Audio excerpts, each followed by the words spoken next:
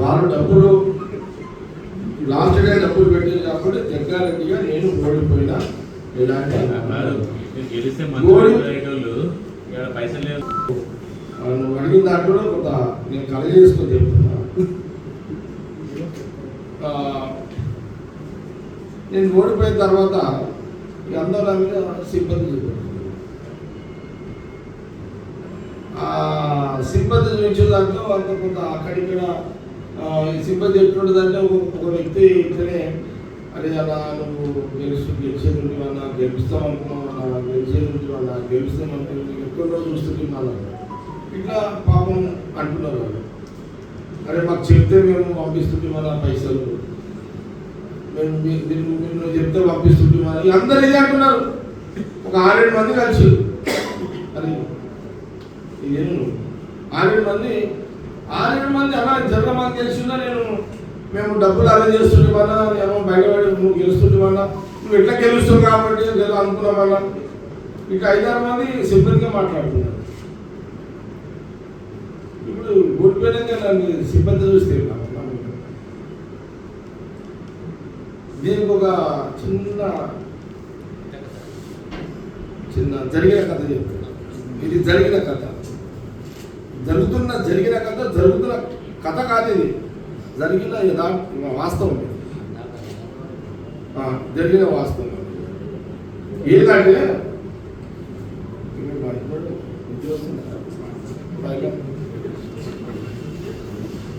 ఒక హాస్పిటల్లో ఒక పేషెంట్ హాస్పిటల్లో ఏమా కెమెరాలో దసరా రోజు ఏమైంది లైవ్ దసరా రోజు ఏమైంది దసరా రోజు నేను దసరా పాడు పద్ధతి చేస్తా కదా నేను మర్చిపోగలేదు హాస్పిటల్ కదా మళ్ళీ చేయండి అది మిమ్మల్ని ఇట్లా అన్నదాన్ని చెప్తున్నాను. నేను ముంగడంతా వీడియో వరకు కూర్చున్నాను. దసరా మనకు సంగడ మా పబ్లిక్ మజా తీసుకుంటాం కదా అది జరుగుతుంటే నేను ఇట్లా జర్నలిస్టున్నాను ముంగడ ఏమైనా వస్తుందా అన్న ఇట్లా అంటాడు. ఇట్లానే ఇంకొక రిపోర్టర్ ఫోన్ చేసి అన్న అని ఈ రిపోర్టర్ ఏమో ఇట్లా అన్నాడు, ఆ రిపోర్టర్ ఏమో ఇట్లా అన్నాడు. అదే అంటే ఆయన ఇట్లా అనేది రాకు ఇదే కరెక్ట్ అన్నాడు. అంటే వస్తలేదు అని అంటారు. అర్థమైందా? అనేటప్పుడు జాగ్రత్తగా ఉండాలి. అందరూ ప్రతి ఒక్కరు క్యాచ్ చేస్తాను. దానికి ఉదాహరణ ఉంటుంది అది కదా. అయితే ఇది సీరియస్ మ్యాటర్ సీరియస్ మ్యాటర్. అంటే హాస్పిటల్లో ఒక పేషెంట్ అడ్మిట్ అయిన తర్వాత నేను అంటే ఒక సంఘటన జరుగుతుంది. ఒక సంఘటన చాలా దగ్గర జరుగుతుంది, సహజంగా జరుగుతుంది. తప్ప గొప్ప అని చెప్పలేదు, జనరల్గా జరుగుతుంది. ఒక పేషెంట్ అడ్మిట్ అయ్యాడు హాస్పిటల్. దయచేసి నవ్వకుండా సీరియస్ అడ్మిట్ ఆ పేషెంట్ అయితే ఆ పేషెంట్ సరే మనం సాగుల కాడ కూడా నవ్వుతుంటాము, ఇంటర్వ్యూలో ఏడుస్తుంటాను, మిగతా వాళ్ళందరూ నవ్వుతూనే ఉంటారు. అంటే మర్చిపోవడానికి నవ్వుతారు అంట. సాగునప్పుడు మనిషి పుట్టుకనే ఒక ఆనందం, మనిషి చావడము చావు అదొక బాధ. మర్చిపోవడానికి మనము ఆనందమైన అంటే సంతోషంగా ఉండడానికి మర్చిపోవడానికి ఇదంతా న్యాచురల్ సహజం తప్పదు. అయితే ఒక హాస్పిటల్లో ఆ పేషెంట్ ఒక అతను ఫోన్ చేస్తాడు. పేషెంట్ ఎట్లుంది ఫోన్ చేస్తాడు. ఫోన్ చేసి లేదు ఇట్లున్నాడు అట్లున్నాడు అని జనరల్ వాళ్ళ పేరెంట్స్ చెప్తుంటారు కదా.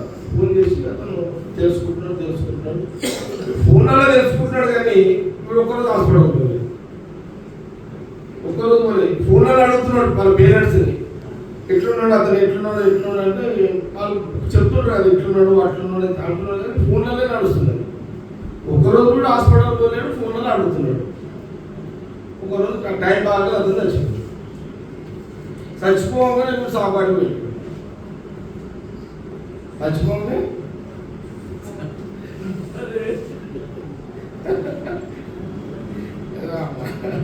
తిరుగుతుందంటే చీడమాట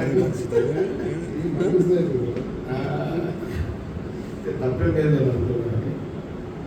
ఆనందమే జీవితం నచ్చుకుంది. అయితే వీడు సాగుకాడికి పోయాడు. బతికున్నప్పుడేమో ఎట్లున్నాడు అడిగినోడు,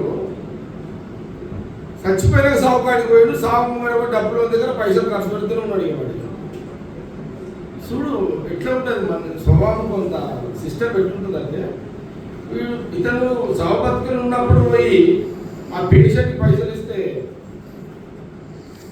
తుండు లేదు. తర్వాత సంగతి చచ్చిపోయిన తర్వాత నువ్వు పోయి ముందుగా డబ్బులు వాళ్ళు డాన్స్ చేస్తుంటారు కదా, పైసలు తగ్గుతుంటాయి. ఆడపోయి కూడా పైసలు తగ్గుతున్నాయి.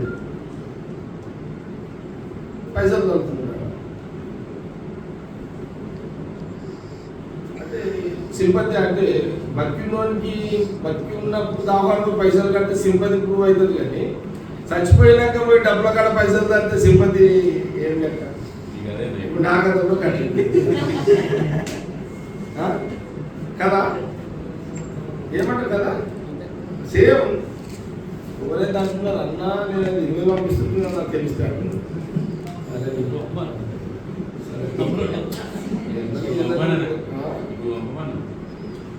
ఎవడు పంపుతాడు, చాలా ఎవడు పంపుతాడు.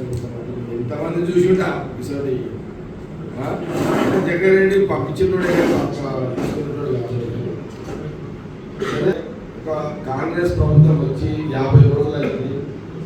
50 రోజులలో చాలా బ్రహ్మాండంగా మహిళలు ఉచిత ప్రయాణం